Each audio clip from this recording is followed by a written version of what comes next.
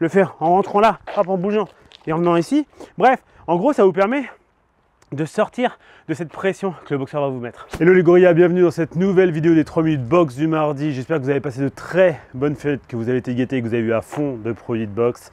On part tout de suite sur un exercice, enfin en tout cas un mouvement de déplacement, de footwork que j'affectionne particulièrement pour me sortir un petit peu des situations un petit peu périlleuses. Non seulement je vais vous l'expliquer, en plus de ça je vais vous donner un exercice à travailler pour pouvoir développer votre footwork d'une façon vraiment plus optimale. Let's go, c'est parti. Alors aujourd'hui, le mouvement que je vais vous décortiquer, ce footwork en fait, je vais vous expliquer une chose. Alors il pleut, donc j'essaye de protéger la caméra, je vais essayer de faire rapidement.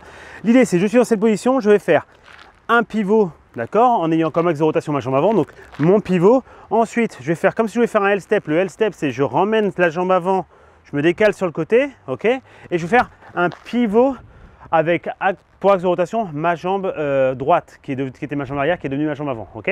Juste de ça. Donc je suis ici, imaginons, on boxe, on frappe, bam, hop, je suis ici, pivot, L-step et un autre pivot ici, ok. Pour finir, en fait, ce que je fais moi très souvent quand je suis dans cette position, donc je suis là, je bouge, je fais mon pivot, je fais mon L-step, d'accord. Une fois que je suis là, j'enchaîne mon pivot. Là, ça m'a permis de créer un angle. Très souvent, l'adversaire, il ne saura pas trop où il a été, enfin où je vais. Donc, il vient par ici, je vais pouvoir frapper. Et pour me remettre en garde, je refais un pivot. En fait, ce qui est cool, c'est que ça vous permet de créer les angles que vous voulez. Vous pouvez très bien être ici, créer beaucoup d'angles s'il était venu par là. D'un seul coup, hop, je me décale, je peux frapper, refaire un pivot, bouger. Et en fait, si vous regardez bien, moi, je n'ai pas forcément bougé beaucoup, j'ai juste créé de l'angle. Et c'est ça qui est hyper intéressant. Si je boxe, par exemple, je vais faire de face. Si je boxe et que mon adversaire vient prendre ce côté ici, je suis ici, bah, moi je peux vouloir le fermer en faisant hop comme ça, d'accord, il ne peut pas venir.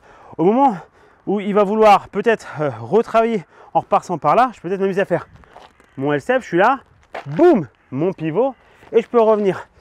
Comprenez que votre but, c'est que ça peut être quelque chose de défensif qui va vous permettre de pouvoir sortir d'un boxeur qui va vous mettre beaucoup de pression. Donc je vous rappelle, on appelle ça un pressure fighter. Pressure en anglais, c'est-à-dire pression. Donc un fighter qui est un combattant qui met la pression. Mais à l'inverse, vous pouvez aussi l'avoir pour attaquer.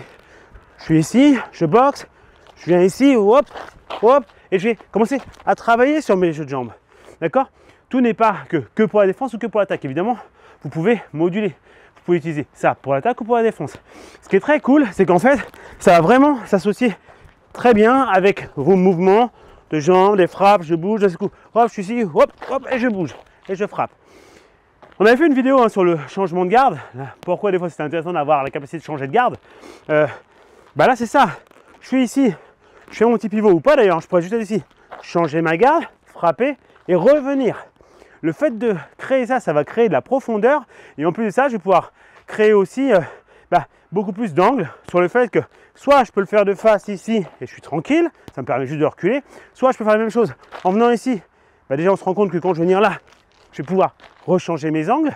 Je peux aussi très bien être ici, le faire en rentrant là, hop, en bougeant et en venant ici. Bref, en gros ça vous permet de sortir de cette pression que le boxeur va vous mettre, ok. Donc je vous remonte l'exercice à faire tranquillement. Vous êtes ici, vous faites votre pivot, d'accord, comme si vous étiez en shoulder roll pour vous protéger. Alors vous pouvez monter la main si vous voulez, à vous de voir. Vous êtes ici, là je vais ramener la jambe avant. Une fois que je la ramène, au moment où je la ramène, ce pied en fait vient chasser celui-là. Celui-là va aller sur le côté, mon pied arrière va aller sur le côté. Je viens là, d'accord. À partir de là, je vais reculer ce pied avant, donc mon pied gauche, enfin qui est devenu pied arrière maintenant, comme un vrai pivot pour être en southpaw, d'accord, en garde inversée.